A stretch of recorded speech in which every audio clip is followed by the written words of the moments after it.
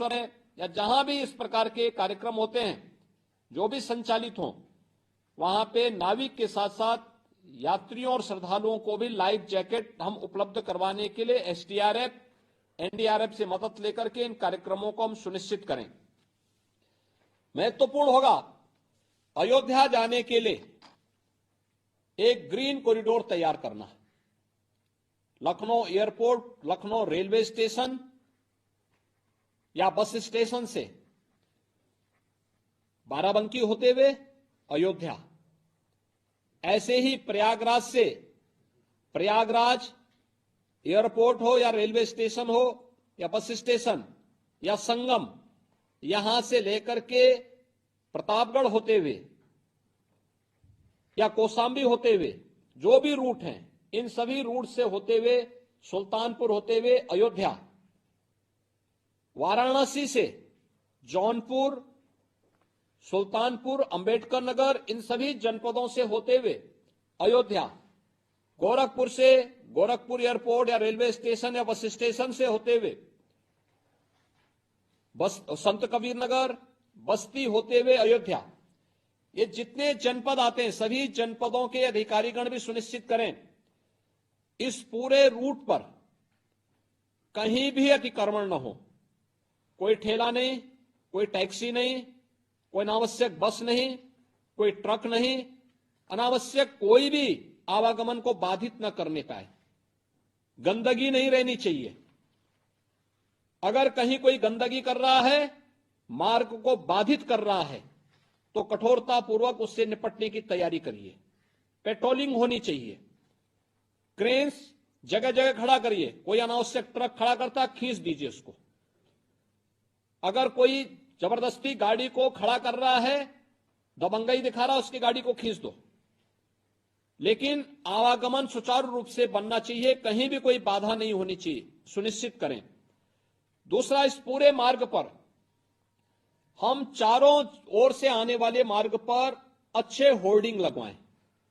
इसको सूचना विभाग करेगा। स्थानीय स्तर पर कोऑर्डिनेशन की व्यवस्था हो। बेतरतीब नहीं लगने चाहिए। होर्डिंग एक्सीडेंट का कारण नहीं बनना चाहिए। ये लोगों के स्वागत के लिए, आने वाले श्रद्धालुओं के स्वागत के लिए हम इसकी तैयारी सुनिश्चित करेंगे। और ये उसमें स्वच्छता का ध्यान रखें। उनके सुंदरीकरण के लिए जितना कुछ हो सकता है वह व्यवस्था हमें करनी चाहिए। मेले के अलावा इस समय जो सबसे महत्वपूर्ण है कि अग्नि से सुरक्षा के लिए फायर सेफ्टी अवेयरनेस के कार्यक्रम चलते रहने चाहिए। अभी देखिए, अमरोहा में एक ही परिवार के 6 लोगों की मौत हुई है, केवल असावधानी से। इस प्रकार की दुर्घटनाएं न हो, हमारा ध्यान होना चाहिए। इसके अलावा बॉर्डर क्षेत्र पे जो मैंने पहले ही कहा, विशेष सतर्कता, खासतौर पर नेपाल बॉर्डर, बिहार, झारखंड से जुड़े हुए बॉर्डर पर हम विशेष सतर्कता बरतें।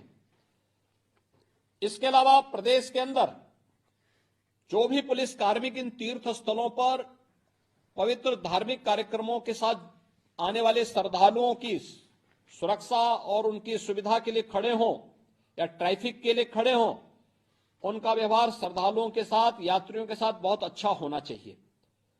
उन्हें पहले से ही इसके बारे में उनकी काउंसलिंग हो और वे कहीं भी किसी के साथ दुर्व्यवहार न करें इसके बारे में, क्योंकि मोमेंटम अयोध्या की दृष्टि अगले 6 महीने के लिए चलेगा।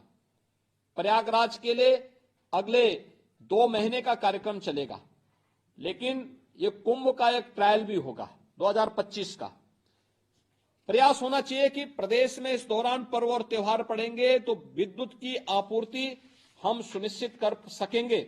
यह हम इसके बारे में यहां पर प्रदेश के अंदर हम इसके लिए सुनिश्चित करें। ये चीजें प्रदेश के अंदर एक निश्चित व्यवस्था के अंतर्गत हम लोग करें। यह तो थी जो हमारे आगामी पर्व और त्योहारों से जुड़े हुए कार्यक्रम हैं, चाहे वह 12 जनवरी का युवा महोत्सव का हो, 15 जनवरी मकर संक्रांति का है, फिर 22 जनवरी अयोध्या में श्री राम उत्सव प्राण प्रतिष्ठा का कार्यक्रम है, 24 जनवरी प्रदेश के अंदर उत्तर प्रदेश का दिवस है, 26 जनवरी गणतंत्र दिवस के कार्यक्रम हैं, ये लगातार कार्यक्रम चलते रहेंगे। इन सभी